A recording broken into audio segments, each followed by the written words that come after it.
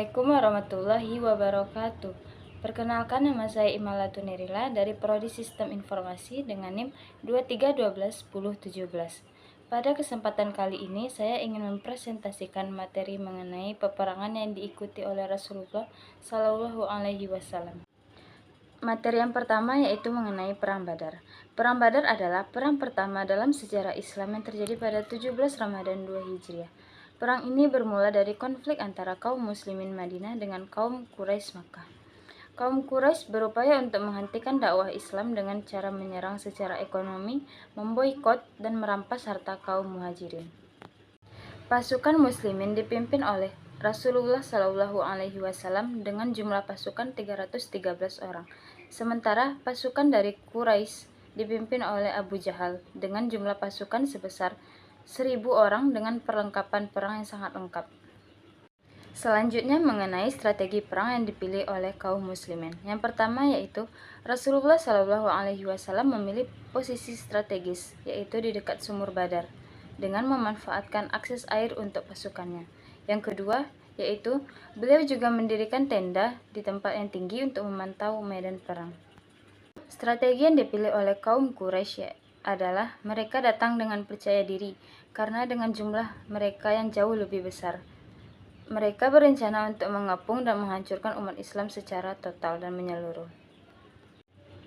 Sebelum perang berlangsung, Rasulullah Shallallahu Alaihi Wasallam selalu memohon pertolongan kepada Allah sepanjang malam. Selanjutnya, pasukan muslimin mengatur barisan rapi berdasarkan posisi yang telah diatur oleh Rasulullah Shallallahu Alaihi Wasallam. Pertempuran dimulai dengan duel antara individu. Lalu, Allah Subhanahu wa Ta'ala menurunkan 1.000 malaikat untuk menolong Nabi Muhammad Shallallahu Alaihi Wasallam beserta pasukannya. Dengan bantuan dari Allah, kaum muslimin dapat memenangkan perang Badar. Materi yang kedua yaitu mengenai perang Uhud. Perang Uhud terjadi pada 3 Syawal 3 Hijriah sebagai bentuk balas dendam Quraisy atas kekalahan mereka di perang Badar. Pasukan muslimin dipimpin oleh Rasulullah Shallallahu Alaihi Wasallam dengan jumlah pasukan sebesar 700 orang. Sementara itu, pasukan Quraisy dipimpin oleh Abu Sufyan dengan jumlah pasukan yaitu sebesar 3.000 orang. Strategi yang dipilih oleh kaum muslimin adalah yang pertama, Rasulullah Shallallahu Alaihi Wasallam memilih medan perang di Bukit Uhud untuk memanfaatkan medan perang yang tinggi. Rasulullah Shallallahu Alaihi Wasallam juga menempatkan 50 pemanah di atas bukit dan memerintahkan mereka untuk tidak meninggalkan posisi dalam keadaan apapun. Strategi yang dipilih oleh kaum Quraisy yaitu mereka berencana memancing pasukan muslimin keluar dari medan strategis mereka. Pada awalnya pasukan muslim berhasil mendominasi pertempuran dengan dapat mengalahkan kaum Quraisy. Namun, banyaknya pemanah yang meninggalkan posisinya karena hanya tergiur harta rampasan perang, meskipun Rasulullah telah memperingatkan mereka untuk tetap bertahan apapun kondisinya. Di tengah situasi yang sangat lengah dari kaum muslimin, kaum Quraisy pun berupaya untuk mengambil alih dan memanfaatkan situasi. Akibatnya, kaum Quraisy pun dapat mendominasi perang, dan perang tersebut dimenangkan oleh kaum Quraisy. Kerugian dari kaum muslimin yaitu sekitar 70 sahabat gugur termasuk Hamzah bin Abdul Muthalib. Hal penting yang dapat kita pelajari dalam perang Uhud ini adalah yang pertama yaitu pelajaran mengenai ketaatan.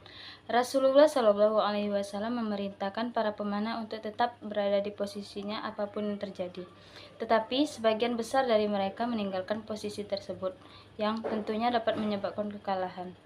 Yang kedua yaitu kesabaran dari Rasulullah.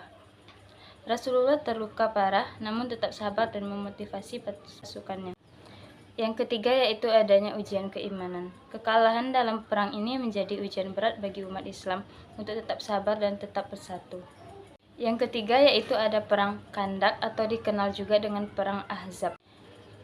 Perang Khandak terjadi saat koalisi besar Quraisy, Yahudi Bani Nadir, dan suku-suku Arab lainnya berupaya menyerang Madinah. Pasukan koalisi ini berjumlah 10.000 orang lebih, sementara umat Islam hanya 3.000 orang. Pasukan Muslim dipimpin oleh Rasulullah Shallallahu Alaihi Wasallam. Itu Salman Al-Farisi mengusulkan untuk menggali parit besar.